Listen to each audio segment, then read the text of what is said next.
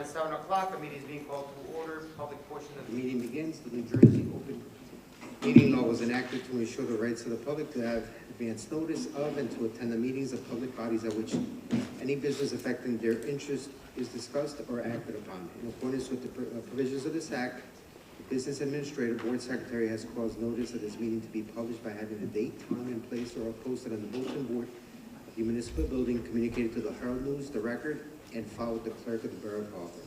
Roll call. Mr. Carr. Here. Mr. Clivio. Here. Mr. Doyle. Here. Ms. Erentrout. Here. Ms. Smokey Colton. Here. Mr. Palouse. Here. Mr. Shortway is absent. Mr. Toro. Here. And Mrs. White. Thank you. Please join me for the flag salute.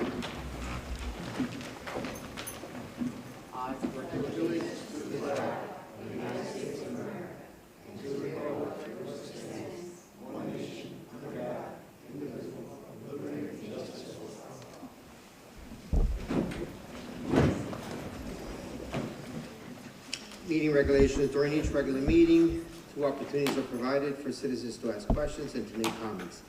During the first opportunity, early in the agenda, the meeting is open to the public for the purpose of addressing items listed for approval on this agenda only.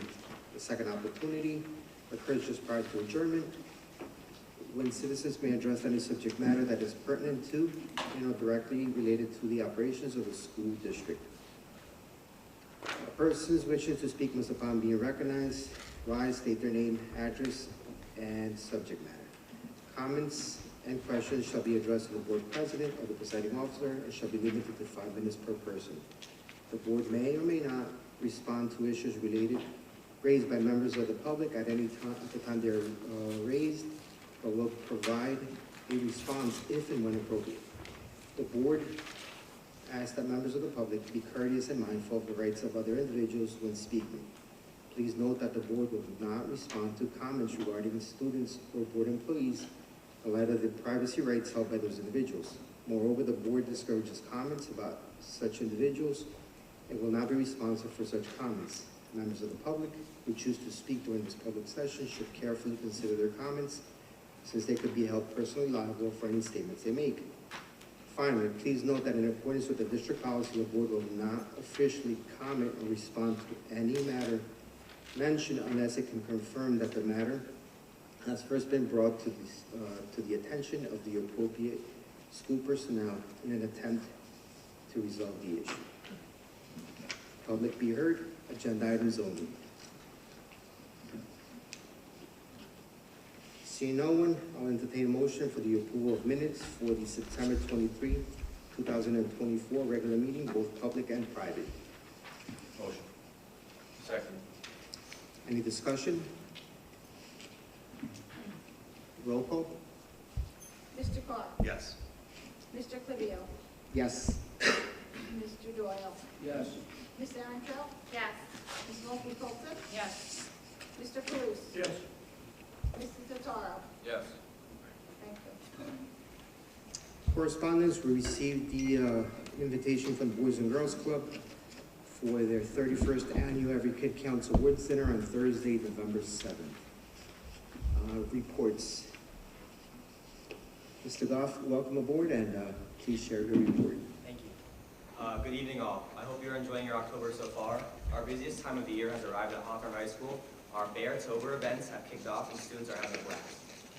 The Hawthorne High School's Week of Respect helps start off October with every day having a different theme, encouraging students to reach out to teachers and address to a certain theme to encourage respect for our teachers and peers. The Hawthorne High School Homecoming Dance has made its return. Voting for homecoming royalty has been taking place throughout the month, and the winner will be announced on the night of the dance. School Spirit Theme Days will take place the week of the homecoming. The themes include Color Day, where each grade wears a different color, and teachers wear tie-dye, anything but a backpack day, and others. Spirit Week hallway decorations are being made by each class's class captain. The SATs took place Saturday, October 4th. The PSATs took place Monday, October 9th. Sports. The Hawthorne High School homecoming game takes place the 25th. This month is Breast Cancer Awareness Month, so the Hawthorne High School football team placed pink ribbons on the back of their helmet in support of breast cancer awareness, and on the game Thursday, October 11th. Library. Continuing its celebration of diversity and inclusivity, this month the high school library focuses on several important national events, including the Week of Respect, Domestic Violence Awareness Month, Digital Literacy Week, National Hispanic Heritage Month, National Italian American Heritage Month, and Indigenous Peoples Day. Information, facts, books, and resources are displayed in the library, as well as in digital teacher resources and hallway and morning announcements.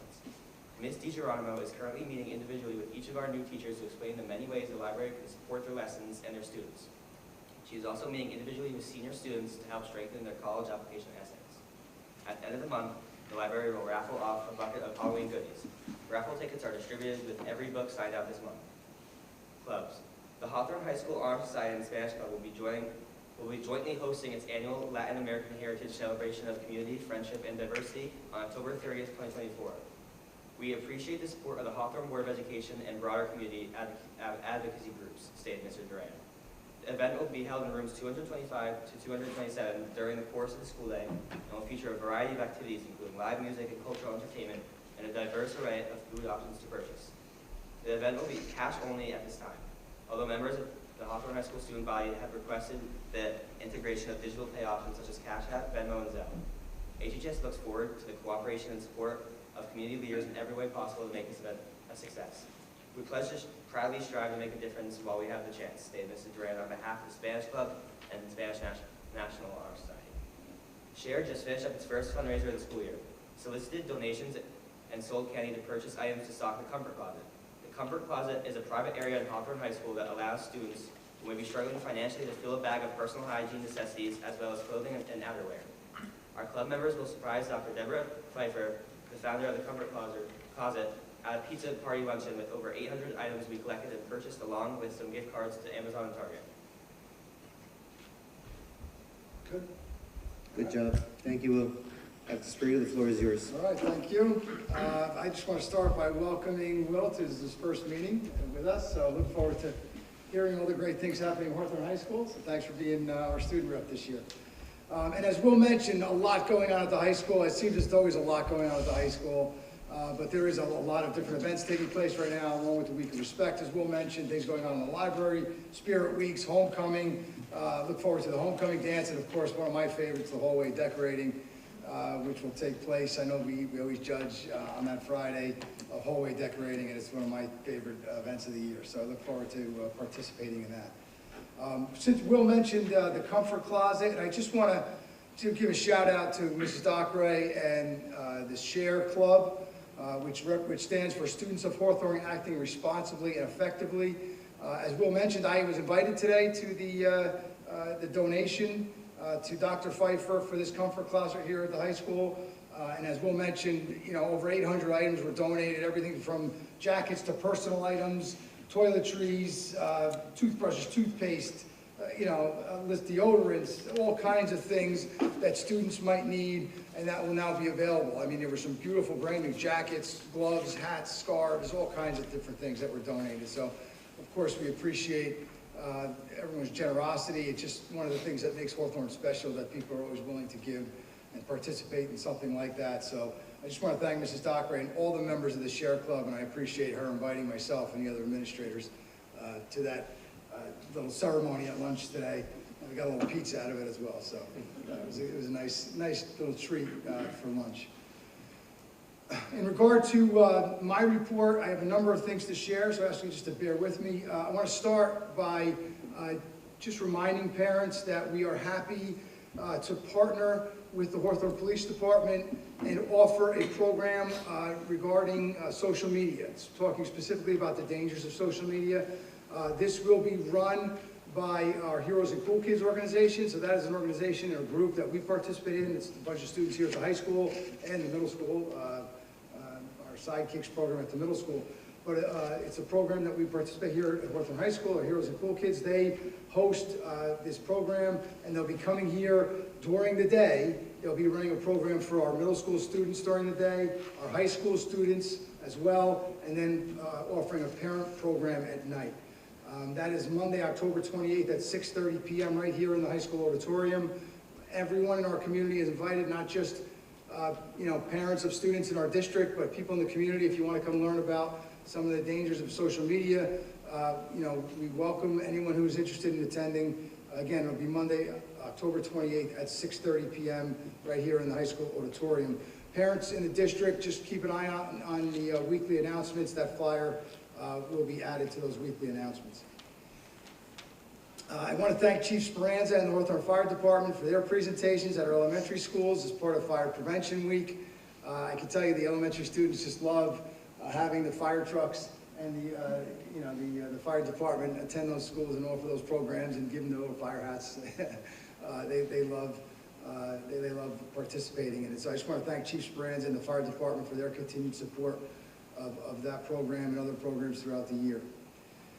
One of the things Will mentioned is Week of Respect, and in October every year, all of our schools participate in 2 weeks, one called the Week of Respect and one called School Violence Awareness Week. So I want to share just some information about those 2 weeks so you have an idea of what they are and the purpose behind them. So from October 7th through 11th is what we call the Week of Respect. It's required as part of the HIV law. During that week, there are activities at all of our schools, include resolving conflict peacefully, managing anger.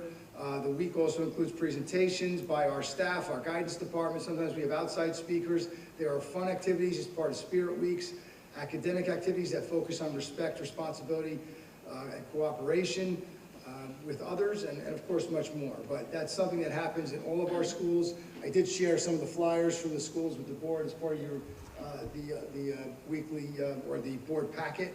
You got to see some of the activities that were taking place in our schools as part of Week of Respect. From October 16th to 20th, we celebrate School Violence Awareness Week, and this began back in 2003. And activities during that week are geared towards the awareness and prevention of school violence and bullying.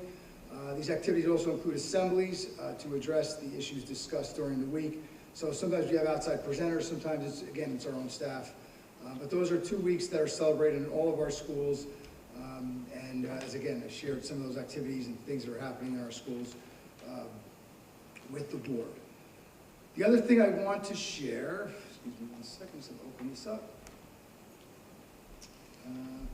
We also have to report out, and this is the report from the 23-24 school year, our HIV self-assessment. So another part of the HIV law is we're required each school is required to conduct a self-assessment of their school and the programs that are taking place in their schools related to harassment, intimidation, and bullying.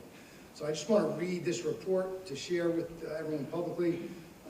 This is for the 23-24 school year. So it says, during the month of September, the administrators and school safety team in each building completed the required comprehensive self-assessment of the building's programs, initiatives, and procedures for investigating and reporting. The self-assessment process included the gathering of documentation to evidence the ratings provided. The self-assessment consists of 8 core elements, each with 2 to 5 indicators to be reviewed. Schools could receive a score of 0, does not meet the requirement, 1, partially meets the requirement, 2, meets the requirement, and 3, exceeds all requirements. And the 8 core elements are as follows. Number 1 is HIV programs, approaches, and other initiatives. Number 2 is training on the BOE approved HIV policy. Number 3 is other staff instruction and training programs. Core element 4, curriculum and instruction on HIV and related information and skills. Number 5, HIV personnel. Number 6, school level HIV incident reporting procedures. Number 7, HIV investigation procedures. And number 8, HIV reporting. All 5 buildings did score above the 50 points required to meet all the state requirements in this area. All of the scores either improved or remained the same. The maximum score a building can achieve is a 78, which would mean that the district exceeded all requirements in all indicators of every core element. So I could just give you the scores for this year. So Hawthorne High School, it was a 74, Lincoln Middle School 73, Roosevelt Elementary School 76, and Washington and Jefferson's elementary schools were at 69. So again, well above the 50 points required to meet all the state requirements. In the 24-25 school year, the following areas have been targeted district-wide in an effort to continue to enhance our existing programs. In the 24-25 school year, ongoing training will be provided to students and staff on the BOE approved HIV policy, reporting procedures, and preventative strategies exceeding the required 2 hours. This will include large and small group presentations on preventing HIV and using the updated reporting form via Hipster, which is the new program we use to document all of our HIV reports. Staff will be receiving training through our Safe Schools program and from anti-bullying specialists in each school. Schools will continue integrating SEL activities into lessons, while anti-bullying initiatives such as Week of Respect, School Violence Awareness Week, and Red Ribbon Week will be celebrated across the district. Increased communication, training, support, and guidance for our school anti-bullying specialists, specifically on the utilization of Hipster. And newsletters will continue to provide resources for students and parents. We will continue to participate in the No Place for Hate program, in our Heroes and Cool Kids program, to support positive peer relationships. And those programs are really mainly focused at the middle school and high school, but our students do go down to the elementary schools to work with our elementary students as well. So that is our report, our self-assessment report for the district for the 23-24 school year. Okay, next item. Now, if you could share that picture, I'd appreciate it. So I want to just give a shout out, and you may have seen on social media, and I shared this picture, and I'll explain why I shared this picture. And I want to just say kudos to Hawthorne High School sophomore, Ella Alberta. So if you haven't seen, Ella spearheaded a fundraiser here at Hawthorne High School, and I'm just going to read what we wrote, and I'll culminate with what this picture is that took place yesterday.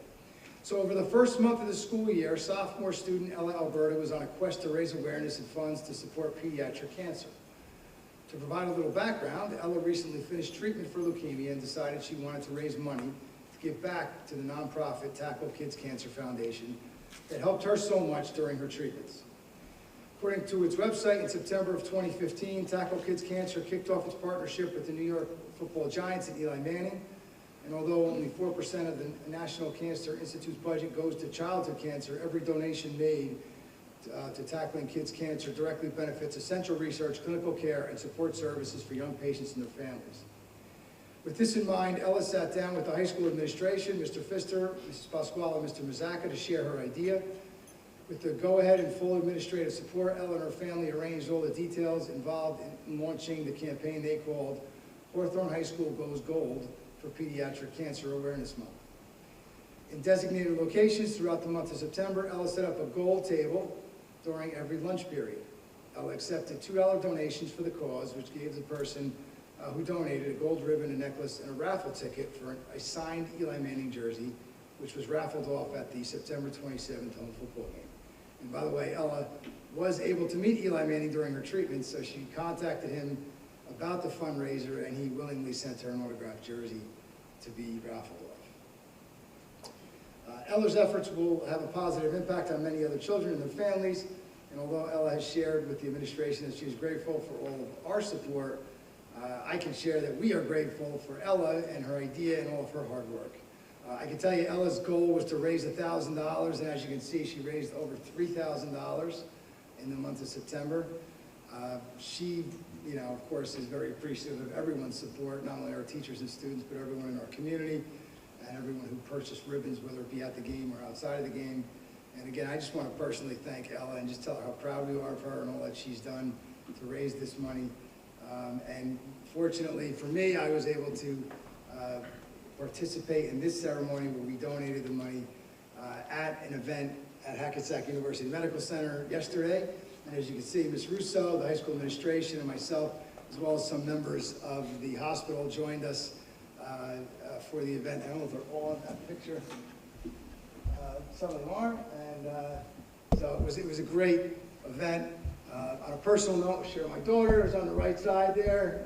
That's my daughter, who also works in the pediatric oncology unit at Hackensack, so she was able to join us as well. So it was a proud moment for me in multiple aspects, from a superintendent and a parent perspective. So just want to congratulate Ella and just tell her how proud we are of her for all that she's done. I know she's excited about possibly doing another fundraiser in the future, but I just wanted to share what a great job she did with this fundraiser.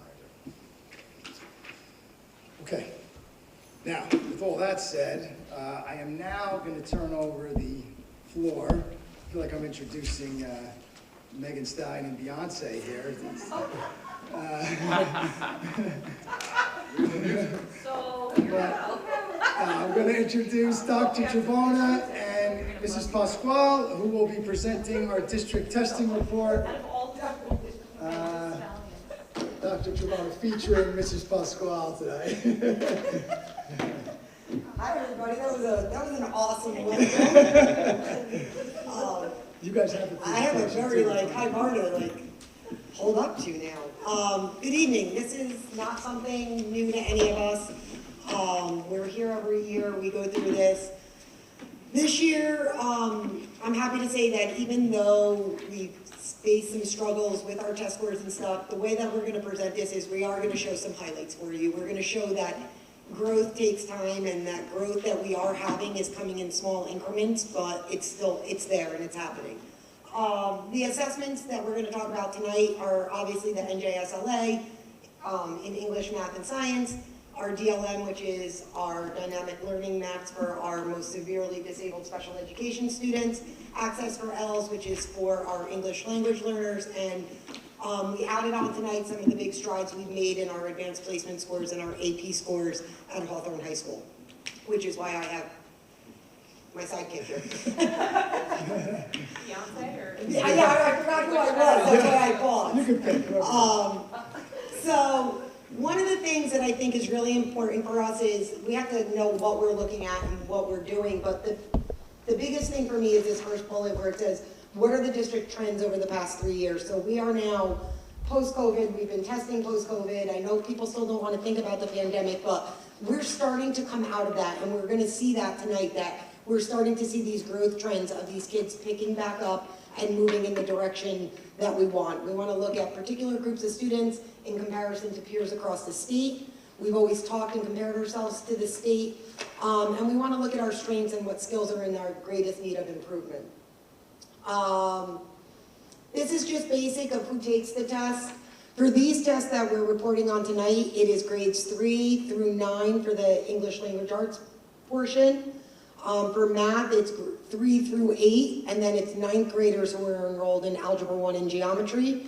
And science is grade 5, grade 8, and grade 11. This is what I really want to bring to. So if we look at our trend of proficient or exceeding proficiency, we are, as you can see, the two circled ones are proficient and exceeding proficiency. We're in a trend where we are moving in the right direction. So I did a comparison on the right where we're looking at 22, 23, and 24. So we've gone from 54% to 57% in English language arts, which obviously is an increased trend. But what's really important is we've increased it by 20 particular students, meaning that 20 more students, even though it's only a 3% increase, 20 more of our students have crossed the bar into going into that exceeding or meeting the standard. So I don't like to look at percentages because we're dealing with children. We should be looking at our actual children, and they should be accounted for who they are. When you look at the math as well, even though our gains are not as big, we know that math is our struggle, and we went 30 to 34 to 32. Obviously our enrollment is changing, but if you notice, we still went from 33 students meeting or exceeding to 47. So when we put numbers to it, we see that growth is getting there. And the goal that I set forth for the teachers this year was that if you get at least one student in your class to make that shift and get to that next mark, then these numbers are going to quadruple next year. So not that we shouldn't be focusing on all 25, but we need to really make sure that we set our goals and we work to where each student is. And that one or two students, it's culminating and we're getting there. When we break this down a little more, you can see I always put Hawthorne in blue and the state in green. For the majority of it, we are outperforming the state. Obviously, 9th grade, we have a little dip. We normally do see a dip in 9th grade. There are several reasons we could speculate for that. Some of the reasons I'll talk about in a little bit. One reason is that we do decrease the number of students taking it. So we lose about 40 to 50 students per year from our 8th grade year to our 9th grade year with either non-public or PCTI. So our batch is different. So that's why we see a continual trend and then we see a sudden drop. The other reasoning is Sometimes the maturity level in ninth grade, the ninth grade students know that this test is a marker test, meaning that the test that they need for graduation is their junior year. And if you remember, our percentage of passing was much higher on our 11th grade test, which counted. And I sometimes feel that the maturity level of these students is they're not taking it as seriously because they know that the test is junior year that counts. Not to say that we don't need to work on that, but it shows that sudden drop off a little bit. When we start looking at our subgroups, what you need to realize is that I highlighted our most prominent subgroups, so our white, Hispanic, economically disadvantaged students with disabilities, and ELL students. When we're looking across the grade span, besides there being one typo in grade 4 that I just noticed, and I apologize for that, our trends are pretty much, they're not too far off. So we see a little bit of offness in the white to the Hispanic in grades 3 and 4, but it's trending upward to being similar in that percentage. Or economically disadvantaged, they really don't stand out in one way or another to say that they're underrepresented or that it's an area of concern. Our students with disability and obviously our MLR, our multilingual learner students, are the areas that we need to focus on. I can say that within the data days that I'm going to speak about later, we are really drilling in on the multilingual learners because one of our teachers in the elementary level, and I believe it was at Roosevelt School when they were digging into data, realized that we had 3 ML students in 3rd grade that missed meeting proficiency by less than 10 points. Those are 3 targets that can shift that percentage astronomically, because we're not talking about a large percentage. So right now we're hitting 0, but it doesn't mean that the students aren't close. So this is part of what our data analysis this year is looking at. When we go to math, you're gonna see, again, in some areas we outperform the state. In 3rd and 4th grade, we see a sudden drop off in 5th and then a larger drop off 6th, 7th, and 8th. Now, we are looking into reasons for that drop off. One of the standouts that we're looking for is that drastic shift in instructional minutes, because when you're in the elementary classroom, your instructional minutes are divided amongst the teacher, and where we can allot 100 to 110 minutes of math in an elementary classroom, we now go into a 9 or an 8 period day in a middle school, and your shift is dropping. So we're looking at ways to refocus how our core subjects are at the middle school without impacting us in terms of increasing staff and stuff like that. How can we get more minutes in math and ELA so that, but still provide a well-rounded education? But that's a lot of what we're noticing as that drop off in middle school. So we're trying to target that, and we know that it's an area. Again, when we're looking at this demographic, we're looking white, Hispanic, economically disadvantaged students with disability, and ELL. In math, I think our economically disadvantaged students, they're slightly lower, but I think that's just because overall we're lower in math, so that it's just showing that trend. We are working on doing different things to target subgroups, and I'm going to speak to them in a slide or two. Some ELA interventions that we've done. So one of the big things is the transition to standards-based grading. For the K-5 at least, what that's going to do is that's going to give us tactile data where we're going to be able to look at what a student's performing, and it should now match. The grades are not going to be inflated. The grades are not going to have things that aren't core to whether or not they know that goal. So I think that's going to give us a more accurate picture. The task assessment and pacing guide work that we have done for the Wonders program. So what we've done was we've taken a program for Wonders, which we adopted 2 years ago, and we know that programs are not a one-size-fits-all. And these companies, they put a stamp on it and say it's aligned to New Jersey, but they also sell it to California, Kentucky, and every other state. So what we had to do was really dissect it and make it work for New Jersey. So we take our Wonders program and we make our own pacing guides. And what I explained at the parent nights were, you're going to see sometimes a child come home with chapter 1 homework, and then they're going to be on chapter 13. That's because the concepts go together, and we need to teach it the way that it is impactful, not just chapter 1, chapter 2. Our Renaissance progress monitoring, we have been working a lot with our building principals for them to assist their teachers in the INRS process and the data process to look at the data. Part of our PD at the elementary level yesterday was showing the different reports and the data we can glean from this and how they can utilize this in consultation with the standards-based report card. The biggest thing, and I don't know why I put it as the fourth bullet, but our district data days. So as a result of our district improvement plan from our CUSAC data, we've implemented district data days and spotlight students program. So basically what we're doing is, as a district, we have a focus. We're meeting 6 times per year in each of the buildings, and we're going through data to start targeting some of these subgroups. So we can find those 3 ML students that only missed it maybe by 1 question, or find some of those cusp or bubble students, as we call them, that we can provide targeted intervention. So we're calling them our spotlight students, and teachers are going to be introduced to spotlight students, and then they're going to pick some of their own students, and in consultation with that, we're going to do a tracking and really start to see if we get targeted interventions, and if we are doing some of these changes, do we see the direct effects of it? So we need to collect the data behind it, but it doesn't do anything for me to collect the data. It needs to be at the hands of the teachers who are in there every day, so we are supporting them in that. And obviously our language lab courses at LMS and HHS. It is new to HHS this year, where we have the language lab and the math lab in consultation with the study hall, which is becoming a very big success. We're hearing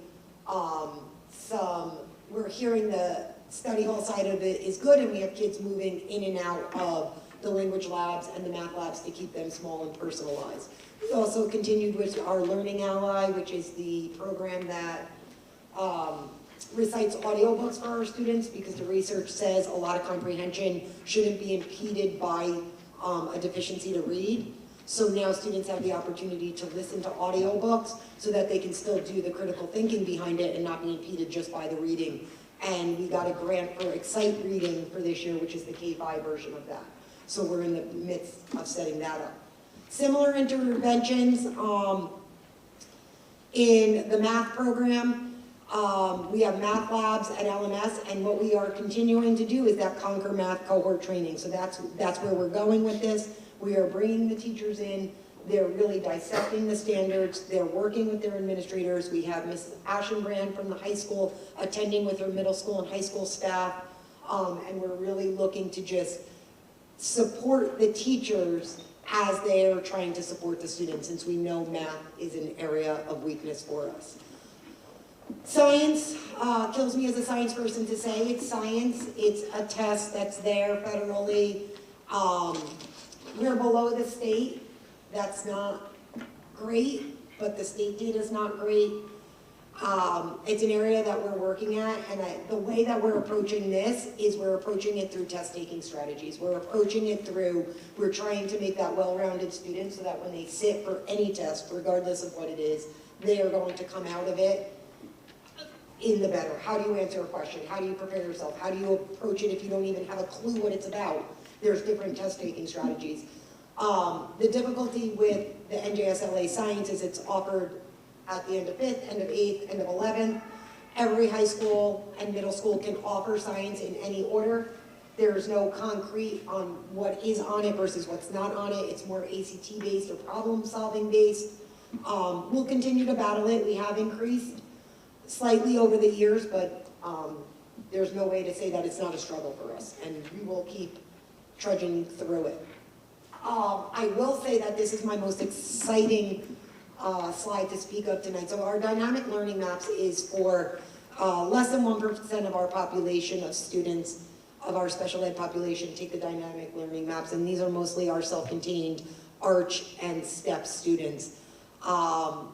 So their daily struggle is a lot more than worrying about sitting down for this test. And what I can say is that the supports that we have in those programs, this year alone, 6 students are at target for ELA, and 1 student is advanced for ELA, and 4 students are at target for math, and 2 students are advanced for math. The 2 students that are advanced for math, we are getting ready to pilot them out of the ARCH into an LLD test trial to see if that they can do it. And for us, this is one of the biggest gains we've seen in a while, and I can say that the continued support of that program growing from Jefferson to Washington and above is really, you're starting to see the effects of that as these students are tested post-pandemic, and kudos to the steps and arch teachers on that one. Another area which I want to highlight is, obviously we can't give some individual data. Last year we had 105 students participate in the Access for ELS, grade K through 12. Realize that our participation in this, when I started here in 2018, we were about at 57 kids participating. So we've doubled in the 6 years I've been here, and that has really increased over the past 2 years. I will say that by next year, our number is going to be on the upper range of 130. Right now, we have students, ML students identified in the program. With that being said, 19 students scored a 4 or higher, and with that, we were able to either exit them immediately after the access test, or if they score a 4 or higher, 30 days after they enter school the next year, we can give them the WIDA model, and all of those students have now exited the program. So we had 19 students exit the program. Okay, areas that I can give specific data on is any area that has above a net number of 10, because otherwise they say it's identifiable. So kindergarten had 13 students. 0 of them were 4 or higher. First grade had 11. It's common not to see those students meeting it because they're learning their regular language skills on top of English language skills. But in 9th grade, of our 15 students who tested, we had 3 that were 4 or higher and have now since exited the program. I'm going to turn this over to Beyonce right now. Because this is her gig.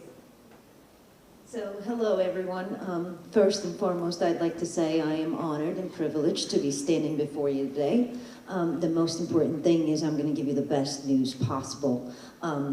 So, our advanced placement program, the vision for the program was to increase the number of AP courses that we offer to our 572 students. So please listen very carefully every number I'm saying today, because this couldn't be more exciting.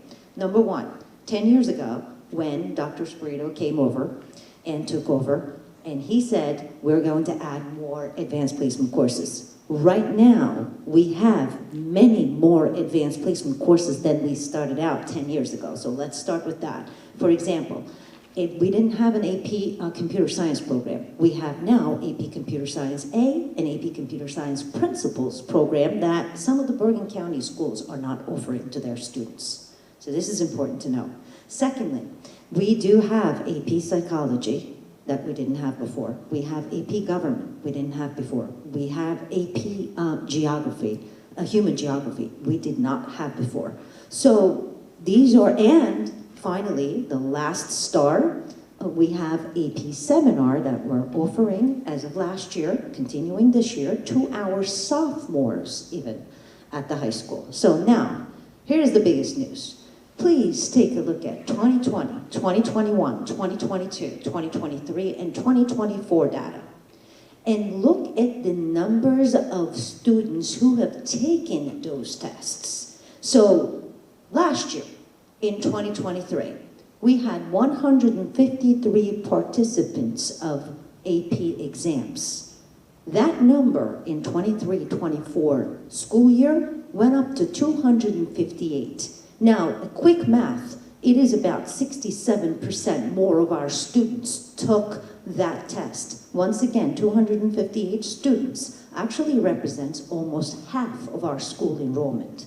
So that is an incredible increase in the number of students who actually took the AP test. So vision was to increase the number of AP courses. The mission that was to be executed is for everybody to be exposed to them and everybody to be able to take them if they wanted to.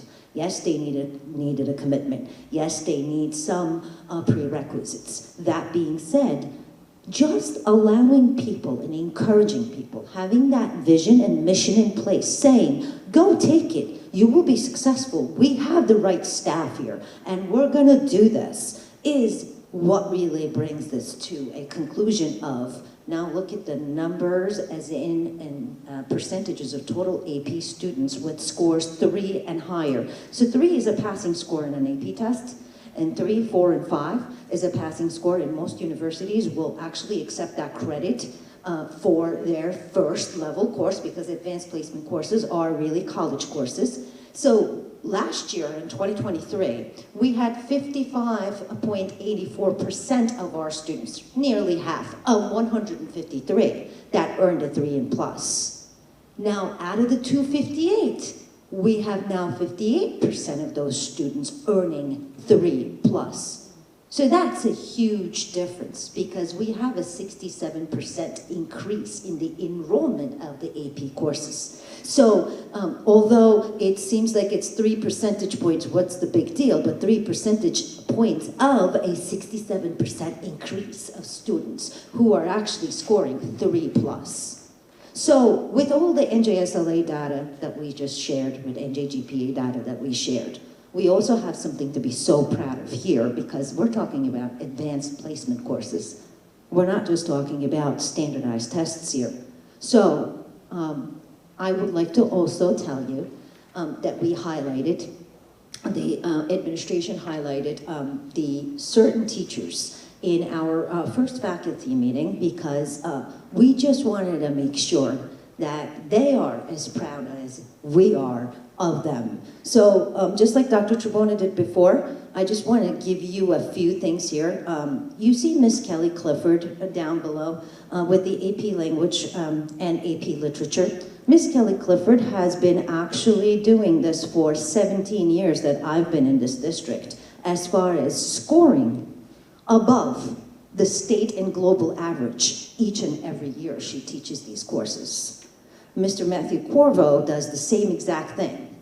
And then we have newcomers, such as Mrs. Flanagan with the sophomores, and actually putting the foundation into AP Seminar, which is our ELA highlight. So as you can see, this data also coincides with where our strengths are.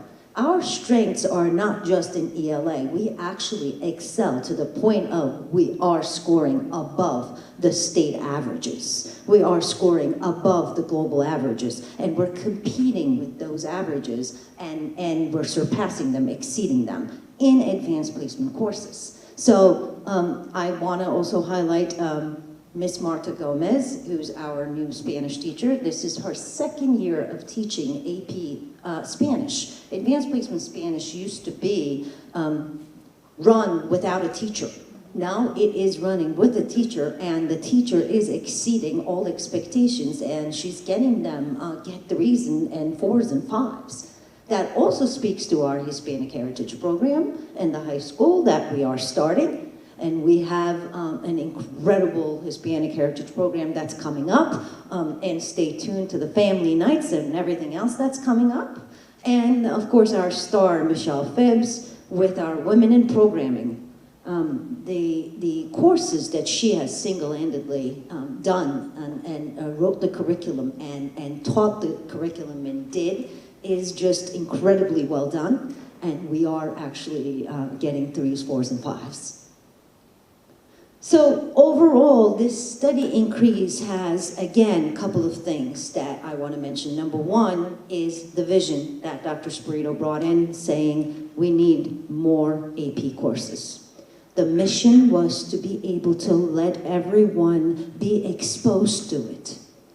And as well as putting the right teachers in the right direction, in the right classes, and seeing this success is kudos to our teachers, because most of them actually sleep, breathe, and eat AP tests. And that is a real success because of the fact that these are advanced placement courses. This is not standardized testing. It is actually considered part of your college course. They give you credit for this. You can put 16 credits and 20 credits, 24 credits into your pocket before you even step into college.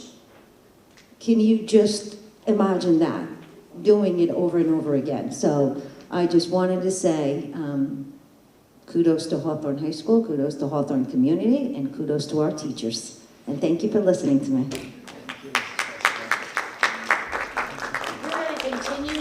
some happy news. Our 4-year adjusted cohort graduation rate trend has also increased significantly from 2001 to 2024.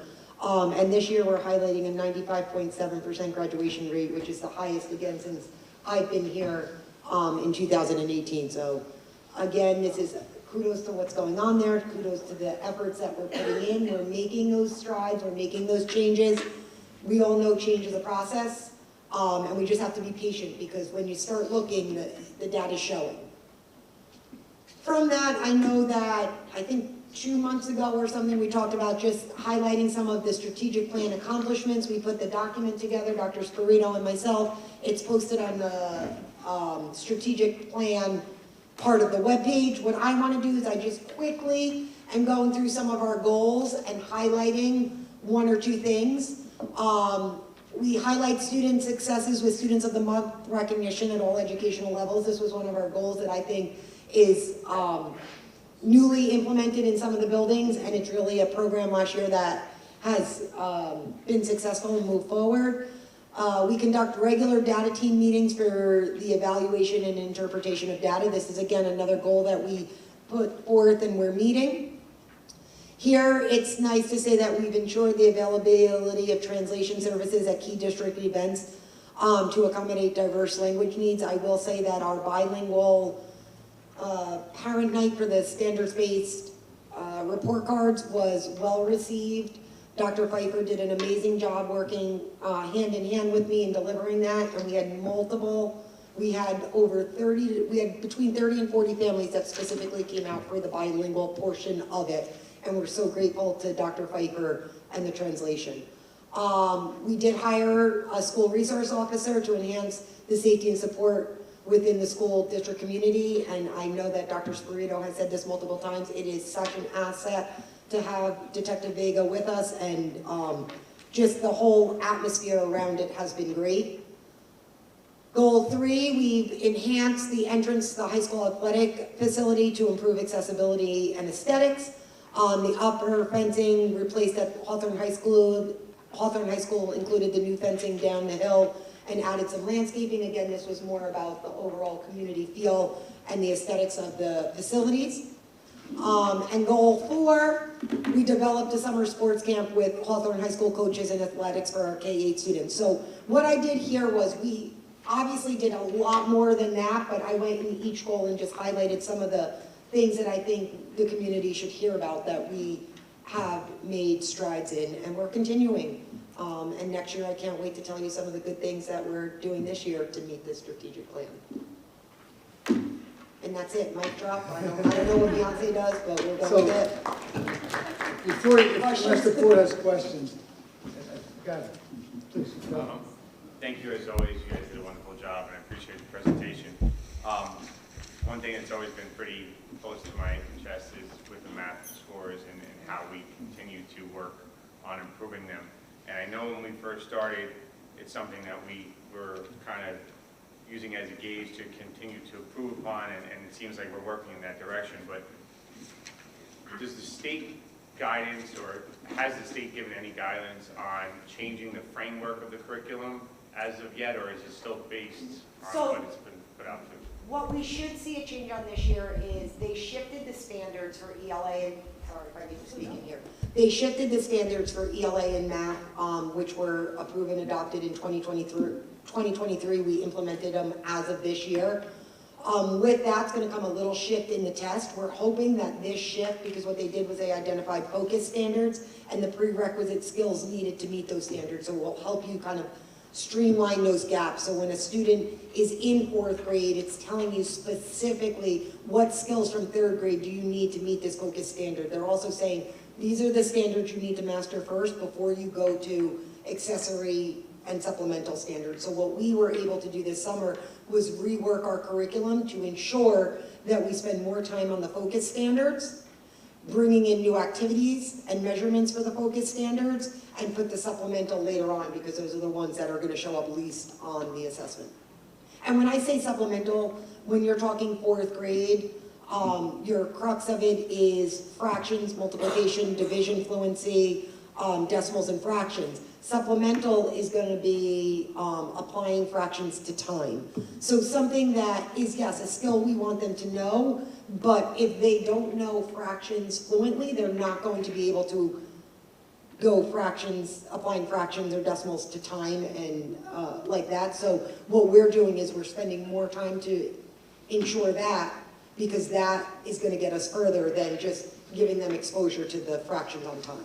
And that's a blanket example. Thank you. But we're still trying stuff, and I will tell you that we started collaboration with Mrs. Dever, Mr. Bird, Dr. Spirito, and myself in looking at what we think is one of the biggest issues of the number of instructional minutes for math. I mean, I would say where I'm leaning towards is obviously it seems like there's a trend from that same group or that's post-COVID, right? And how we need to reinforce that group.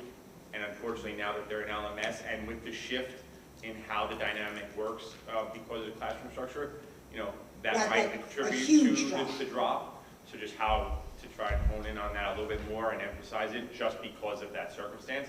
Maybe in future years that would not be as big of a drop, but. We are hoping that too, because what you have to remember is we're looking 3 through 12 or 3 through 11 as we look at these scores, and we're coming out of exactly like you said, the kids that were impacted in their primary fluency years for reading and mathematics are now in middle school.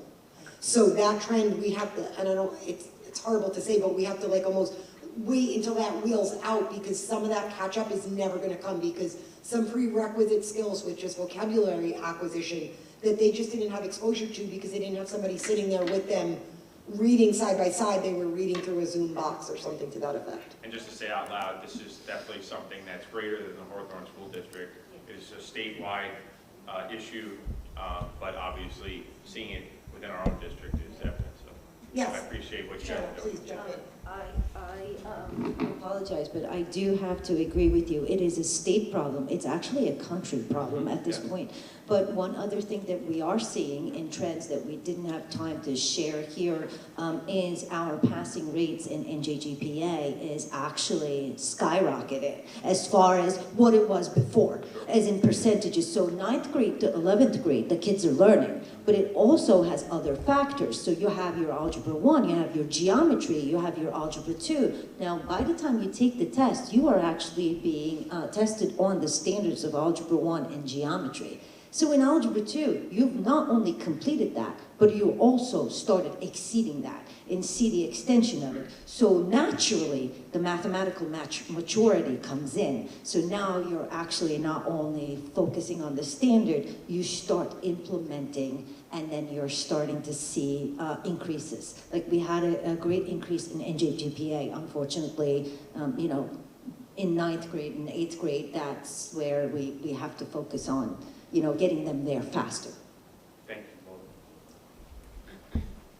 Just kind of on that subject, can you explain what math labs are?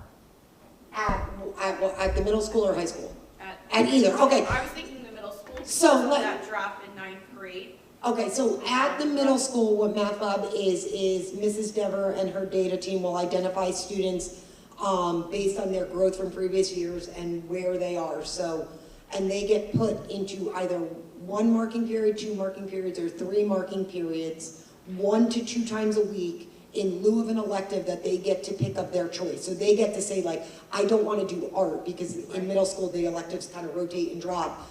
And they go for supplemental skill-based support. So basically, it's twofold. Part of the 52-minute period, they're working on what they're working on in their math class.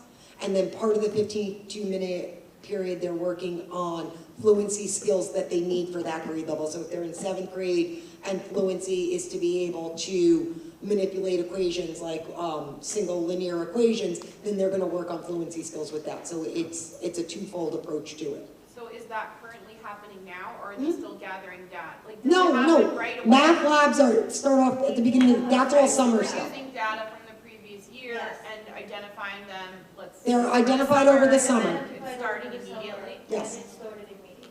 Okay, so, just kind of going with what Marco said, that algebra seems to be Algebra 1 for 9th graders. 8th and 9th grade. 8th and 9th seems to be where we really do kind of miss something's missing, right? Because even with students with disabilities, it was, I think, 40%. That was the biggest numbers. Correct. Or the lowest, depending on what graph you're looking at. So I was just curious why that is, because you said, I noticed that it wasn't due to COVID. That this So I'll tell you, has been an ongoing issue. Algebra 1 has prior always to been an COVID. ongoing issue, and And I guess as I- full as algebra, but- easy, one of the biggest pieces for Algebra 1 is we have the majority of our students take it in 9th grade. We only have 24 students, one section of it take it in 8th grade. And when they transition into 9th grade and take it, we're losing sometimes 40 of our top students who are taking them. When we lose our 40 students So it that. really is that, it's not the 9th grade, maybe they're not ready, or they don't have those, they're not scouts, they don't have the foundation yet to do the Algebra 1. There is one small portion to it as far as 8th grade math and Algebra 1 has some distinct differences. Right. Such as someone who I taught 8th grade math here at Hawthorne when I first started my Right. career, and then I also taught Algebra 1. So there is the abstract piece Right. that, makes everyone go, okay, I'm not exactly going to put pi into an equation and understand what that means. Right. So the abstract piece is being handled by. Which is also really difficult for It is students with difficult. disabilities. It is difficult The because- abstract thinking. Yeah, because you say 2 orange plus 3 apples is equal to 5. Right. But instead you're saying 2x plus 3y equals to 5. Right. For a child to actually conceive that, Right. and it is very, very hard, but it gets there little by little. That's why she does what she does with the Conquer Mathematics. Right. Conquer Mathematics is hands-on tactile learning, and when you do hands-on tactile learning, you're now not working with 2 x's and 3 y's. Right. It's You're not as working with abstract. colors and tiles, and now you're actually making the image understood before you can understand the concept. Right. That's why our teachers are going there for 5 years now. So it sounds like we are trying to get them to start thinking like that in 8th grade towards the end of the school year? We Yeah. are working on that Help bridge transition. that. We're also working on, what we spent last year was we put Algebra 1 and Algebra 2 teachers together in pull-out time to really align the practices to say like, okay, what is the foundation we need? How should we be teaching this? Like we talked about rearranging the pacing guide to make it not a chapter based, that's your traditional math. You went page 1, page 2, page 3, you did Right. the odds and the evens. Now we're picking and choosing to say like, what do we do to make them learn it as a concept and a theme, rather than individually looking at just Okay. a math problem. Because I know we've rearranged certain courses that students take through here, like with science, for example, which help our students. So algebra, That's unfortunately, not algebra 1, possibility. well, you have to start with algebra 1. Could you flop geometry and algebra 2? Yes, because they're independent of each other. That wouldn't But benefit. it's not gonna benefit us, Okay. because I algebra don't 1 know. being the No. introductory course has to be offered in 9th grade. There's nothing Okay. really before it. Okay. And I will say that, just in flip, we used to have algebra 1, I think it was AB it was called, it was taking algebra 1 over 2 years to see if the Yes. kids could I- actually do Yes. better at it, and we That's what found I zero. think that's what I meant, sorry, not Yeah. actually flipping them, but It was breaking them up. AB. It was AB, But- Yes, but there was, all the Right. data showed Right. it did it nothing. didn't help. It did not It help. didn't help Bridget. Also, it Okay. didn't help with our students who needed to complete 3 years of Of the math. mathematics. Because Some they of our then needed their athletes- senior years. Yep, so some of our Or- athletes who yeah. were going to college didn't have the requirements which- satisfied because Algebra 1 AB Is not NCAA approved. 2 years. Right. No, It it's was 1 year, 1 year. right. So it seems like algebra is always, it has been an issue for a long time, for everyone, not just Hawthorne. It is, it's a trend across the street, it's a trend across everywhere. We see it as our biggest drop-off.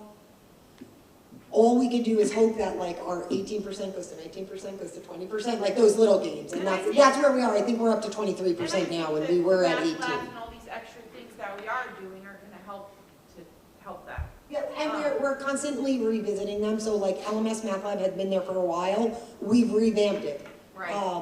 High school math lab is brand new this year, I'm sure there's gonna be tweaks and adjustments to it once we see what's working and what's not working. We try to keep everything fluid. And so my last question was, as far as the Spotlight student Yes. programs, will parents be in involved in that, or is that just staff and students? Like staff will So look at students aren't data? even, what we're calling spotlight students Pull out. is we are just identifying students that are within certain ranges of their scores based on their data that we want to track. Meaning that these are kids that we're saying is in a particular subgroup based on our district improvement plan. Right. We're going to administer targeted interventions, and we're gonna track their progress. Oh my God, sorry. Because what we're gonna do with this is if we do this K through 12 in different aspects, and Ms. Pascal is doing something that different than, say, Ms. Schlossberg and something like that, we'll be able to see what's working and what's not. And then when you do it with a small group, then you can start bringing some of those interventions So large scale. Spotlight and data is really just for us, numbers, staff, what's working, what's not. So you're not actually saying, like, after you look at the data, this student needs help, we're pulling them out No, we- for a math lab, for No, example. We are doing that. We are doing that, so we're In addition identifying to- students So and then parents get. will be involved in that, correct? Aren't parents gonna be told if there's? So I will say that the math way, lab? well, if the kid is in math lab right now, they've been identified. For the Right. elementary schedule, the way we've done it is our BSI program has turned into a total flex program. Okay. So with that being, depending on the day, but depending on the skill, a student may be pulled out for intervention, a student may be supported by a pushing support. There Right. is no more, this 6 students are identified as BSI Right. students and can walk down the hall to another room. Right. So it's a fluid process. And that's why certain marking periods, certain kids get 1 marking period, certain kids get 3 marking periods at Right. the middle school, Depending same on at the the high school, depending on the need. What parents are aware? That's all I was asking. Well, it's on their Yes. schedule, so That's all I yes. meant. Oh, I okay. didn't mean like they're coming in to work with, I just meant, are they being notified if their child's struggling in a certain area? And hey, we're gonna give them some help, whether it's a push and a pull out, so that they could then work with them at home and know it's, that's all. Yeah. Just notified, Yes. yeah, awesome. Listen, at the end of the day, and then I'm gonna go back for a second, because we were talking about these data days and all this, that. We started looking at data, just to your point about starting, we have an administrative retreat over the summer. One of the days of that retreat was looking at data. That's what we did. I mean, we administrative, I said we, the administrators, before the teachers even came back, is my point. Yeah. Like, we started looking at that in August. Right. Before the teachers got here, we started looking district-wide and by school. And when we talk about things like spotlight students, we're just trying to find ways to track kids and determine what we feel is working and what's not, and how can we tweak what we're doing to make it better to help us improve all of our students, right? So our goal is just, let's look at everything we can to figure out, what are we doing in these different areas? What are different teachers doing? How can we determine who's having the most success to replicate that success in other places, right? And in the meantime, we're providing additional support to those kids who need it. So we're doing kind of 2 things at once, if you want to say it that way, right? Yeah, great. I mean, and we're going to continue to do that. I mean, it's not something, I don't want people to think that we It's just not go, a drive-by. the scores are the scores, it is what it is. That's not the case at all. I mean, we're trying everything we can. We're talking to different people, we're sending people for training, right? We're working with Even Nancy Schultz. yesterday, we were pulling apart data, like even on a level that part of the day yesterday, we had the teachers literally looking at last year's assessment, what standard their particular student scored the lowest on, go back to the curriculum, figure out where did we teach that? Are we teaching it this year? Do we need to add days to it? Did we add days to it when we did it? So we're trying to really get into the nitty-gritty of it. This is an ongoing process. It's not something that we talk about for one day and say, okay, that's it, we're good. I mean, this is ongoing throughout the year. Which we appreciate. I mean, it's been top of mind since you got here, so thank you. Something that I wanted to mention was maybe a variable that doesn't get considered, because maybe it's not easy to track or whatnot, but just, I think it's worth mentioning is that just last week I engaged with 2 high school seniors, and both of them had just come to our district last year, one from Patterson and one from Queens. So the trends that we see aren't not necessarily our own, right? We're inheriting, for good or for bad, somebody That was- else's trend. Actually, Mr. Clivio, that was brought up at the data days, that teachers wanted to know, like, can we track the number of students can we track the data of the students who have been in our district less than X number of years? I did a large follow-up feedback form, and that came up multiple times. And not for anything, but that's an outside factor. So if you're really in a statistical point, that person wouldn't be included in your sample population. And sir, to your point, I've been testing 12th graders for NJGPA, 12th graders who didn't make it in the junior year, testing them one more time in the fall window. So we have 2 new students, for example, who came to us from different countries. Their entrance date to the country is 6/11, let's say, but technically, if they entered before July of this year, they get the math test. So these 2 students do not speak a word of English. However, they're extremely bright. Their teachers tell me they're extremely bright. When they actually fall short of explaining themselves in mathematics, let's say, they start explaining things in Spanish. So it is hard to conceive that these people are coming to an environment, you're giving them a test that they don't understand half the stuff. They're reading, but they don't understand what they're reading, but they're exceptionally bright, actually, because the teachers have time to identify what their skills are. So, but you're subjecting them to a test where they need to read and they need to be able to understand and explain themselves. So, to your point, we don't know. There's flaws in the system. There's so many limiting factors to our scores that we can't possibly explain it all, but language is one of them, and then what other schools that they have been to before, we do not know. And that's a good point. In other countries too, a couple of weeks ago, we have a Polish student that just recently arrived and joined the school system, so yeah, no, that's a good point.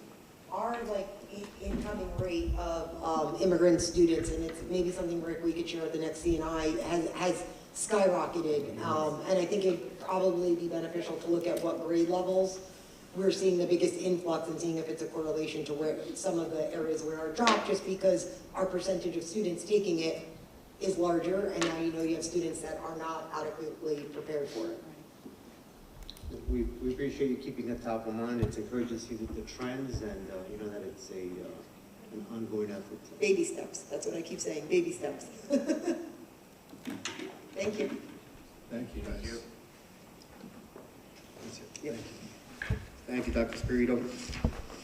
Before moving on to the agenda items, just want to note for the record that I'm filling in for our president, Ms. Goff, who's away on a professional assignment. Curriculum instruction, Ms. Ehrentraut, please. Thank you, Mr. Clevio. Pursuant to the recommendation of the Superintendent of Schools, the Committee on Curriculum and Instruction recommends the following resolutions. CI 1 through CI 3 on page 3, CI 4 through CI 10 on page 4. On behalf of the committee, I so move. Second by Mr. Palouse. Any discussion? Yeah, just I want to make a correction. On CI1, about three-quarters of the way down, you see the high school, HHS AP Environmental Science. I just want to point out that the Ed Foundation actually funded that field trip. Is that the one that says PTO? It does say PTO on it, yes. So it should say Ed Foundation. Correct. Okay, thank you for clarifying that. The AP Environmental Science. Thank you, Mr. Palouse. Any other discussion? No. Roll call? Mr. Clevio. Yes. Mr. Doyle. Yes. Ms. Ehrentraut. Yes. Ms. Mulkey Coulson. Yes. Mr. Palouse. Yes. Mr. Zataro. Yes. Mr. Carr. Yes. Personnel, Ms. Ehrentraut. Thank you, Mr. Clevio. The following resolutions are pursuant to the recommendation of the Superintendent of Schools. P1 through P8 on page 5. P9 through P20 on page 6. P21 through P28 on page 7. P29 through P33 on page 8. On behalf of the committee, I so move. Second. Second by Mr. Totaro. Any discussion? I just wanted to say that I saw Mrs. Gay's retiring, Yes. and I'm sad to see that, but also I wish her a very happy retirement. She's been an asset to the district for a really long time. Agreed. So, happy retirement, Mrs. Gay. Thank you for everything. Any other discussion? Ms. Armstrong? As always, I'd like to welcome, there's a few new hires on here, and some are part-time paras, and just a bunch of different positions, so welcome to our district. Anybody else? Good. This, roll call, please. Mr. Doyle? Yes. Ms. Aaron, Yes. Ms. Monkey Colton? Yes. Mr. Paluso? Yes. Mr. Notaro? Yes. Mr. Carr? Abstain on P27, yes on all others. Mr. Clevio? Yes. Mr. Doyle, Finance and Administration, please. Thank you, Mr. VP. Finance Administration, donations. We have the acceptance of a donation of toys for the Jefferson Preschool Program, valued at $268.99 from the Kinsing family. Moving on to action items. Pursuant to the recommendation of the Superintendent of Schools, the Committee on Finance and Administration recommends the following resolutions. Bottom of page 8, we have F1, and that's the last item. So, on behalf of the committee, I so move. Second.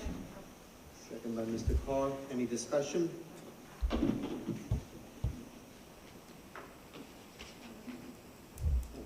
Roll call. Ms. Aaron, Yes. Ms. Monkey Colton? Yes. Mr. Paluso? Yes. Mr. Notaro? Yes. Mr. Carr? Yes. Mr. Clevio? Yes. Mr. Doyle? Yes. Claims, Ms. Armstrong. Me again. Thank you, Mr. Clevio. In accordance with NJAC 6A:23-2:11B, C3, and C4, it is recommended that the board approve the bill list for the month of October 2024. I have reviewed and making the motion. Second. Second by Mr. Paluso. Any discussion? I have one comment. Okay. I know it comes up often about our conversations with PCTVS, and it really is always alarming or eye-opening, I guess, again, when you review the bills, and I know we all take turns doing it, but so the public knows like about how much, and this is just the tuition cost for PCTVS, not even including the busing, it's over $185,000 a month or so. So just so we know how much, when we talk about it and have those conversations, it's a big chunk that we all review on the claims. So just wanted to share that. So. Thank you. Anybody else? Roll call. Ms. Monkey Colton? Yes. Mr. Paluso? Yes. Mr. Notaro? Yes. Mr. Carr? Yes. Mr. Clevio? Yes. Mr. Doyle? Yes. Ms. Aaron, Yes. Mr. Totaro, Buildings and Grounds. Thank you, Mr. Covio. Pursuant to the recommendation of the Superintendent of Schools, the Committee on Buildings and Grounds recommends the following resolutions. BG1, approval of applications for use of school property, subject to non-interference with school activities and the execution of appropriate releases, including receipt of a certificate of insurance. The Hawthorne High School facility roller hockey rink is submitting an application through the Board of Rec for the October 31st, 24 through April 20th of 2025, Monday through Friday, 5:30 p.m. to 9:30 p.m., Saturday and Sunday, 11 a.m. to 9:30, and, excuse me, I'm sorry. I'll just read off the board policy, Board of Education Policy 7510, use of school facilities. Facility use shall be in compliance with all rules and regulations of board policy and adhere to all requirements listed in said policy, including but not limited to the following. Dates must not interfere with school events, including athletic events, Any hockey practice or games that conflict with the school schedule will be canceled and rescheduled. All use of the rink must be properly supervised by at least one adult coach who has completed the Rutgers safety course. Continuing on to page 10, the roller hockey rink will remain locked when not in use and must be locked immediately after each practice or game by the permit holder or their representative. Use of the roller hockey rink is only permitted during the times listed on the permit application. Vehicles are not permitted to be driven or parked anywhere within the high school athletic complex. Exceptions may be made for handicap access only. The board reserves the right to deny an application and to withdraw permission to use of school facilities after approval has been granted and after the use has commenced. Permission may be specifically be withdrawn from any organization whose representative has willfully made misrepresentation of the application or whose members violate the rules established for the use of school facilities. Such withdrawal of permission may constitute grounds for denying a future application made by the organization. With that said, we'll continue on for BG2 through BG4 on page 10, continuing on to page 11, BG5. On behalf of the committee, I so move. Second. Second by either Ms. Anshaw or Mr. Carter, we're tied. I'll take third. Discussion. Erica? For BG4, this is transportation to Northern Region Educational Services. So all all three buses or contractors are going to that place? I'm sorry, let me start over. Can you explain? We bid the routes through Northern Region Ed Services. In other words, they bid the routes for us. That's just the company that bids the routes. If you look at the. Right, so there's a contractor. Right, that's the bus company, so they Okay. bid the routes, these companies, basically submit bids, Omar, Move Me, and Tanzania, those companies bid those, they were, bid the routes, they were awarded those routes, and they're going to the schools listed, right, it says route, school, then the That's why contract. I'm asking, because it makes it look like they're going to our schools. They're not. Those are students in those schools or going to those schools. Do you know? Because what's Lincoln Elementary -PL then? Yeah, because I think it's a Pompton Lake student. Yeah, that's what it is. So It's the a Pompton Lake students coming students. So, some of those students are coming here, it's Oh. like tuition students, but, yeah, but they, basically, we bid all routes through Northern Region Ed Services. They bid it for us, I should say. Right, We don't okay. bid them. Right. They bid them for us. And these are the bids that won. Yes, these correct. And we're contractors. just approving those bids. But then, so I can find out exactly which students I'm they are. just at the- asking, are these students coming to us? No. No. Well, That's where I guess I'm confused. some are in here, yes, but. Well, two say Hawthorne. Yeah, Right. I'll Okay. clarify though where exactly those routes are Actually, going. three. So then Lincoln Elementary -PL obviously is not our Lincoln. No. It just happened to be Right. the same name Correct. as our school. Correct. And it's only until November 29th. Because these are quotes, so you can only Okay. do a quote for so long. Right, you have to Then rebid it it. has to, Okay, that's why Change usually to we a do bid. it for, it'll say like, when we approve it, it'll say like school year 24-25 or ESY 24. That's why I was like, why are these stopping? right, these are quotes, so But they that- can start immediately, Right, because we needed to get. so the we'll see it back on the transportation agenda approved. again? Yes. Okay, Then okay. they'll bid out the route for the rest of the year. Right. This is only, what happens is we need a route For them to get to immediately, school right and away. And there's a process. Okay, So that makes sense. they Thank can you for quote it. explaining. That's why it's a Q in front of it for the route number. I see it, So it's a okay. quote. Got So it. you're only allowed to use a Ah. quote for a certain amount of days. Okay, And then while they're transporting during the quote time, they bid it out. okay.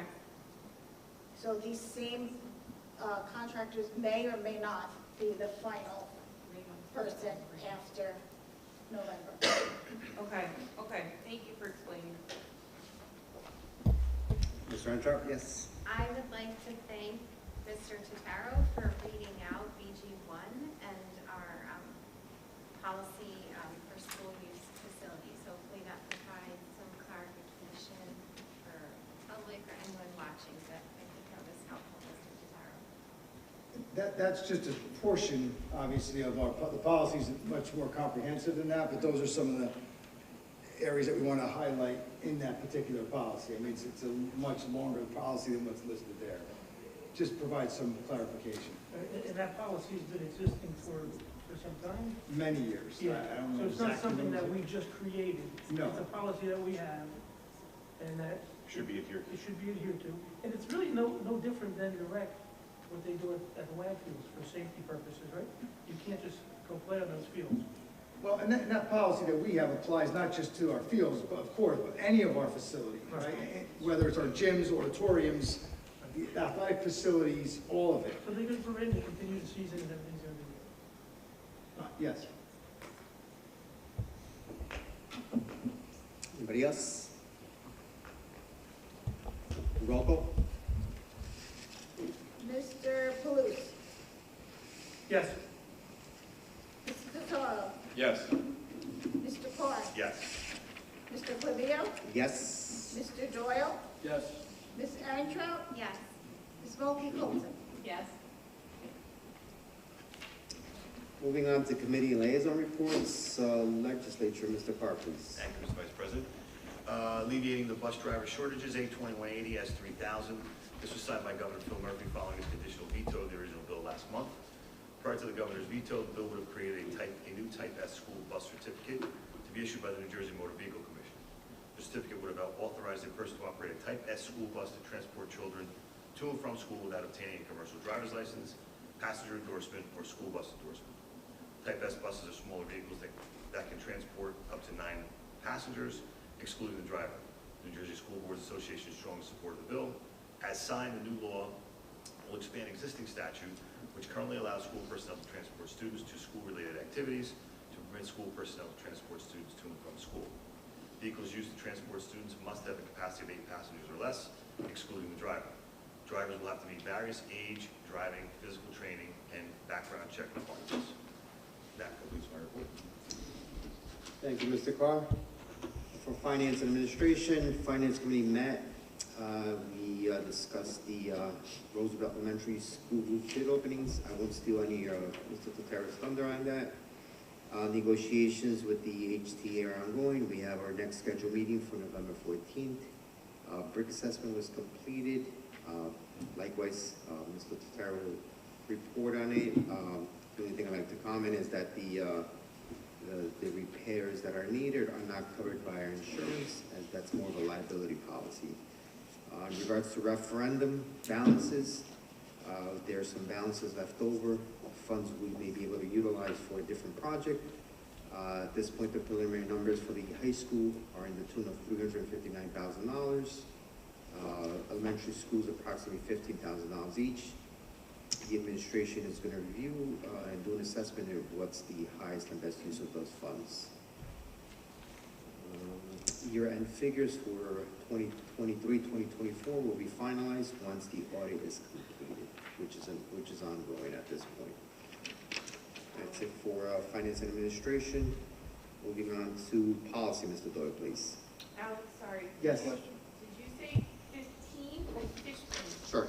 The elementary schools have 15,000. 1-5, yeah. Oh, okay. Yeah, the high school's $359,000, which makes sense that they would have the lion's share of it because the bulk of the referendum projects were focused around the high school at that point. Yeah, so it's 15,000 each for the elementary schools and nothing for the middle school.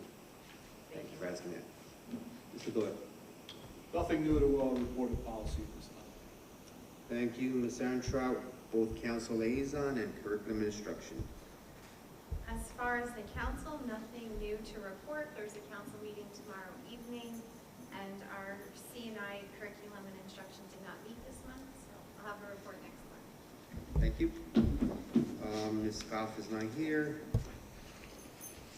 Ms. Mulkey on PCSBA, please. Ms. Aiken. So we met Mario's Restaurant on And our very own lawyer, Stephen Fogarty, Esquire, presented there on financing a referendum to maximize impact on a tax levy. And our next meeting will be on December 9th. There is a workshop October 21st, and that'll kick off the NJ School Board Association Convention in Atlantic City next week. So that workshop is on Quest for Student Success, and then that'll start off the workshops. But as far as State County specifically, they aren't meeting again until 12/9. But Mr. Fogarty did a great job.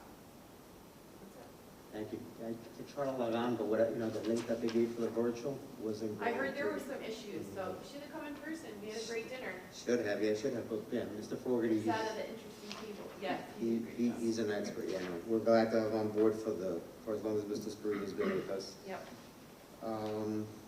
Mr. Palouse, have CPAC and PTOs, please. Thank you, Vice President. I'll start off with Hawthorne Day. The weather obviously didn't cooperate, but the PTOs did. I think it's kudos to them that all the PTOs of the district joined together at one table at Hawthorne Day to promote all the good things that they do in each of the schools. They're working to collaborate with the executive boards for each of the PTOs, for community awareness, and how the hardworking togetherness will actually, help benefit all of our schools. Moving on to Washington School PTO is currently looking forward to their October 25th trunk or treat, and they're hoping families can donate at least a bag of candy. If anybody else wants to donate, please reach out to the Washington PTO so they can have a successful trunk or treat on October 25th. Roosevelt, as I mentioned last meeting, they were having a clean out your closet where you can get rid of any of your new or lightly used sneakers. I just got word that it expanded for 2 additional weeks, so you can continue to clean out your closet and help out those in need in Haiti. Also, Roosevelt PTO has a give back night coming up, and I believe it's October 29th at Bogey's Hoagies. And they are also selling spooky pies for Halloween. It's $14. You get your DIY pizza kit, so you can create your own pizzas at home. The sale is going on since October 7th. It's going to be going through the 18th, October 18th. And you can pick up your pies, your pie kits at Roosevelt door number 5 between 5:30 and 6:30 on October 23rd. For CPAC's having open enrollment. We're looking for new members. So please, if you have any interest, reach out to CPAC. They also have on October 23rd, it's going to be Board of Ed candidates will go and share their platforms. So again, we encourage everybody to show up and listen to what the Board of Ed candidates have in mind. And also CPAC has announced their 7th annual CPAC 5K Color Run Walk on Sunday, May 4th, 2025.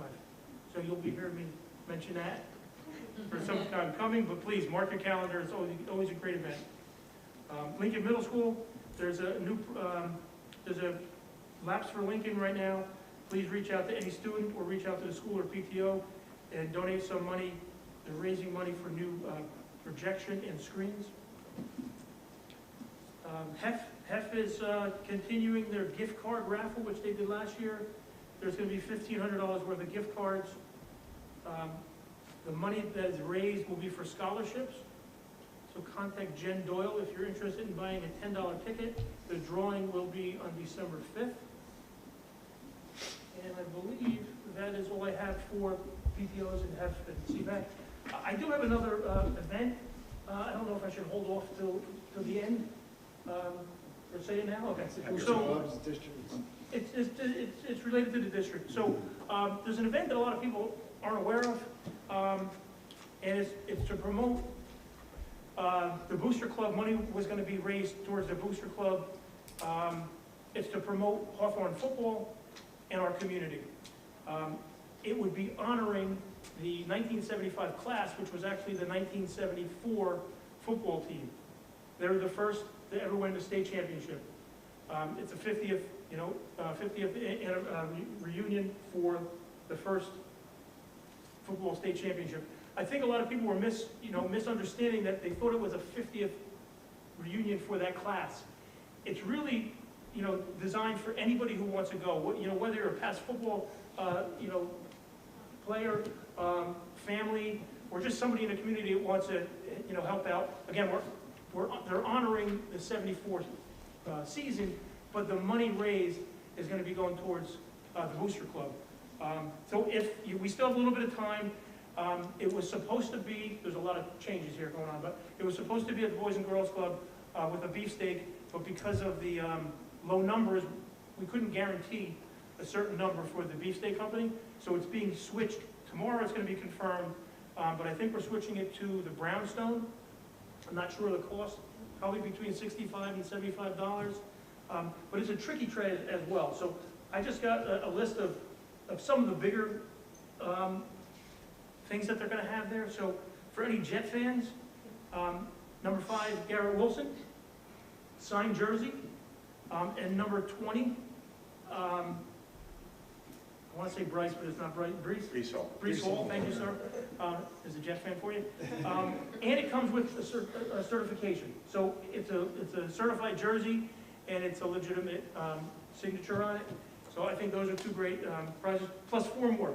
There's a foursome for Great Gorge Golf, a foursome for Crystal Springs Golf. There's a 4 tubing ride event at Mountain Creek, and also 4 lift tickets to ski at Mountain Creek. So again, that's some really good prizes. The event is October 26th. Again, it's going to be at the Brownstone. If you can reach out, if you want to reach out to me or Scott Lambert, I really don't want to share his phone number right here, but reach out to myself. You can just do anthonypalooza@gmail. That's not my Board of Ed email, but just shoot me an email if you're interested in tickets. We do have to kind of finalize a number within the next few days. So again, it's to honor the 74 state championship, but it really is to promote community, the Hawthorne football program, and the Booster Club. And the Booster Club supports all of our athletic programs, not just football. So, any money they raise doesn't just support the football team. It supports all of our athletics here at Hawthorne High School. And they purchase things for the different teams, and they support all of our. They're also running the snack stand throughout the year. That's who runs the snack stand is the Booster Club. So it is a fundraiser for the Booster Club. To clarify. Where do we get this? Because I didn't know about it. Where do you get the info, and where do you buy the tickets other than calling someone? I could share the flyer with you. Can you? Yes. Because I didn't know about it. Yeah. It was promoted the best they could. Okay. The Hawthorne Press is not around anymore, right? So Facebook page, they right? put it. I just looked for it. Couldn't find. Okay. They put it on Classroom. They put it on a lot of different. I'll share. Should say class of 74. Yeah. I was not in that class. I was 8 years old, but I do remember going to this game. I do have an older brother that was part of that team, so that's how I know about it, and that's why I'm trying to promote it a little bit more. And like Dr. Spirito said, it's benefiting an organization that does a lot for this community. Yeah. So hopefully we can get a few more people and some great prizes too. So hopefully we can see you guys there. Okay. Thank you, Mr. Palouse. And I would concur, kudos to the PTOs for putting together their setup.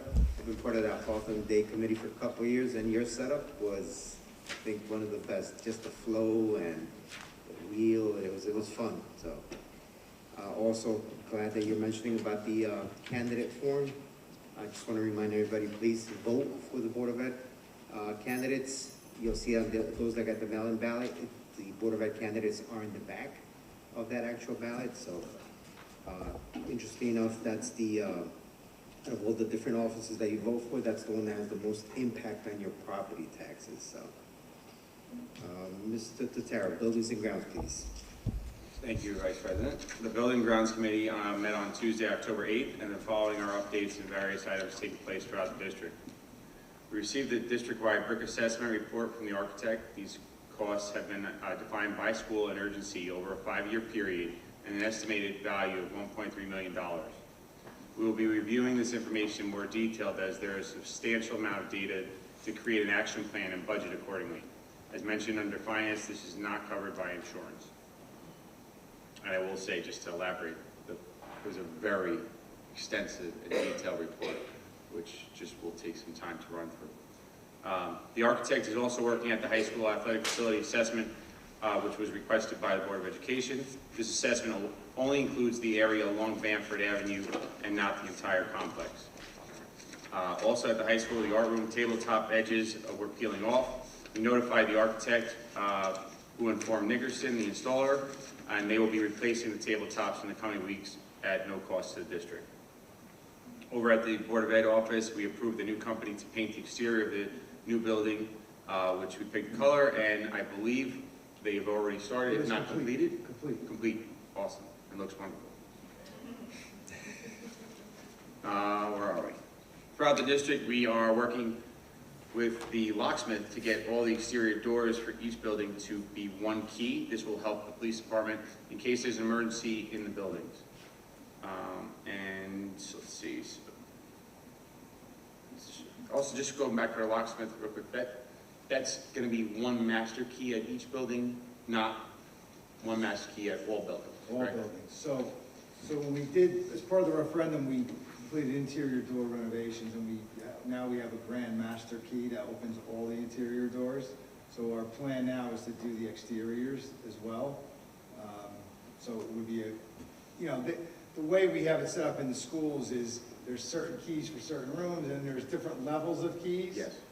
But there is ultimately a grand master key that opens all the doors, which just simplifies things in an emergency where we have to open the door. So we hope to do the same thing for the schools, that there's an individual key for each school, but then a grand master for all the schools. Obviously, for emergency service purposes, that would be essential. Correct. Thank you for that.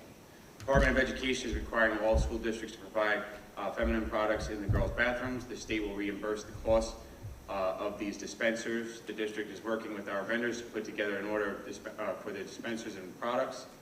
Once the machines come in, we will hang them in the bathrooms at the middle school and in the high school. Over at Roosevelt, last month we mentioned that we went out to bid for the roof replacement project. The bid opening took place on October 8th, and the work will be scheduled for this coming summer. As mentioned in the previous reports, this work was partially funded by the ROD grant. Excuse my cold here, guys. Lastly, as previously reported by Dr. Sprito, we have received the COPS grant, which will allow us to upgrade the public address system throughout all the schools within this district, including new radios, which is also scheduled to be performed this coming summer. And lastly, for some follow-ups, we are working on obtaining additional pricing from the company which is performing the PA upgrade for the installation of the vape detection system at the LMS and high school. Once finalized, we'll review and determine if we could include this work to be performed over summer as well, whether with them or by another vendor. And in addition, we are reevaluating and obtaining updated prices for the drainage over at Jefferson Elementary School. Once we have provided that, the committee will review and determine next course of action. This concludes the Building Grounds Committee report. Thank you. Thank you, Mr. Tataro. Dr. Sprito, did you have a comment? Eric, I just wanted to update you. So the one bus route is to Pompton Lakes, as I mentioned, one student going there. The other two bus routes are actually McKinney-Vento students coming to Hawthorne. So basically the way it works, if students are considered homeless, it's our responsibility to transport them from where they're living for the 365 days for a year to the district. And then after a year, it becomes the responsibility of that new town. So let's say a student is here, is now classified homeless and moves to Hackensack. We have to bus them from Hackensack to Hawthorne for a year, and then it becomes Hackensack's responsibility to handle it. So that's what those other two routes, the ones coming to Lincoln, that's what they are. You're welcome. Moving on to public be heard. At this moment, members of the public may ask questions or make comments on educational issues or school matters.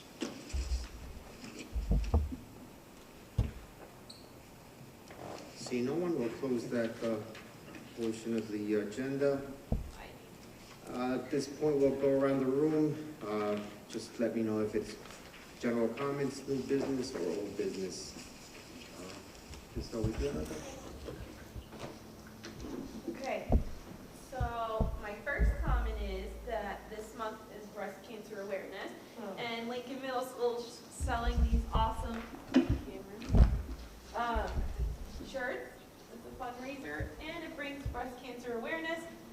comfy and I love them. And everyone should go buy one and look good in pink as well.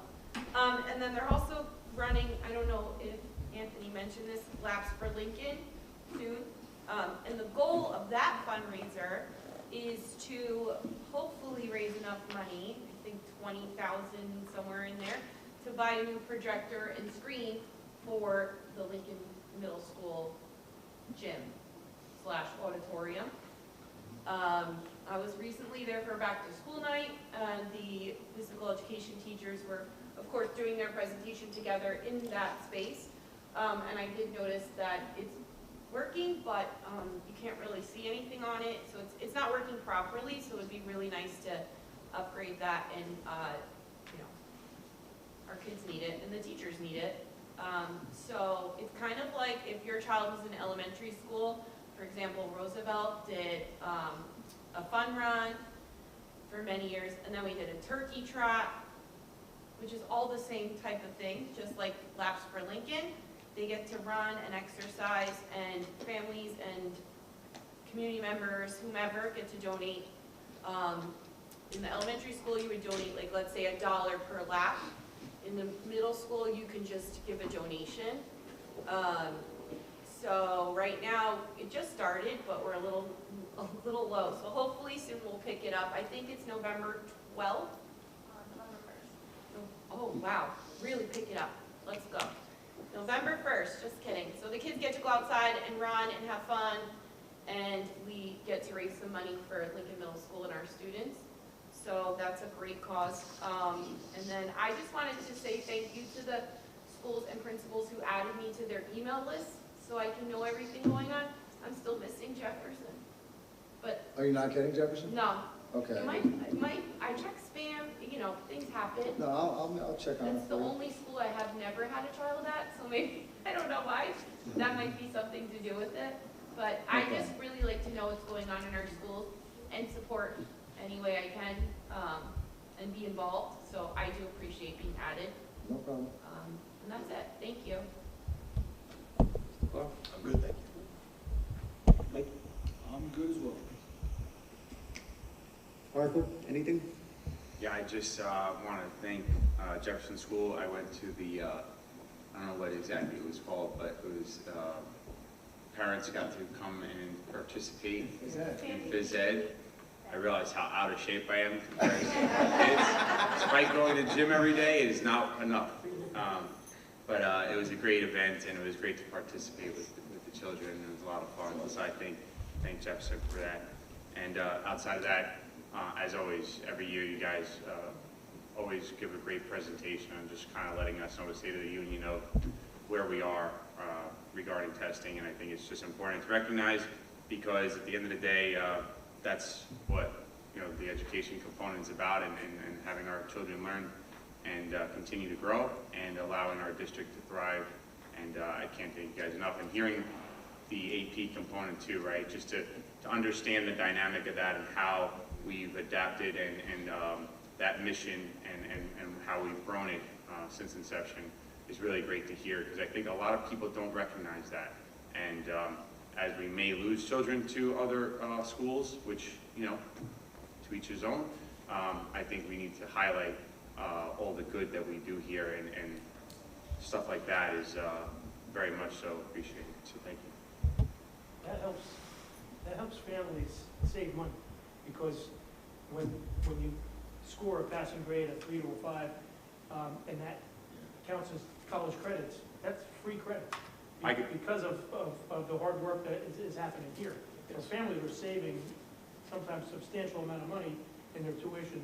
So just kind of keep that in mind.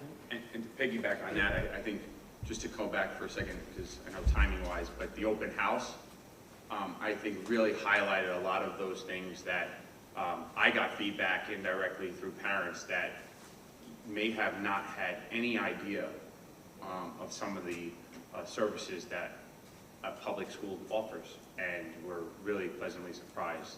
And it was nice to hear that as a Board of Ed member, so I appreciate that. 2 general comments. One, a reminder for the Bear Cave for lunch. It's next Friday, the 25th, but if you're interested in ordering or dining in, you have to order by this Friday. So if you haven't, you should get lunch from them. Second, I want to thank Dr. Sprito for sharing the HIV report. I always enjoy hearing that personally because I feel like it comes full circle just in my life, probably how I'm even up here. Back in 2011, I helped enact the Anti-Bullying Bill of Rights as a law in the state with the personal situation of a family member who committed suicide. So I'm always happy and proud of our district when I see we have the week of respect and school violence and all the good things that we do and take it seriously because it really is meaningful to people. And I take it personally, it is very meaningful to me too, but to know that our district does so much to care for people is great, so thank you. Just, you know, I'm just proud of the fact that I've been up here for a while, watching all the changes that have been happening, and, you know, just keep up the good work with the entire district. Everybody's doing a great job, and I'm looking forward to continuing every month, seeing the progress. Thank you. On that note, I'll concur with that. It's a pleasure to be part of this team. Just everybody that makes it up, our students, our administration, our teachers, our PTOs, our Board of Ed members. It's a pleasure to be part of this community. On that, we'll entertain a motion to adjourn. Second. Discussion? Roll call? Mr. Totaro? Yes. Mr. Clark? Yes. Mr. Clivio? Yes. Mr. Doyle? Yes. Ms. Aaron Yes. Ms. Mulkey Colton? Yes. Mr. Poulos? Yes. Thank you, everybody.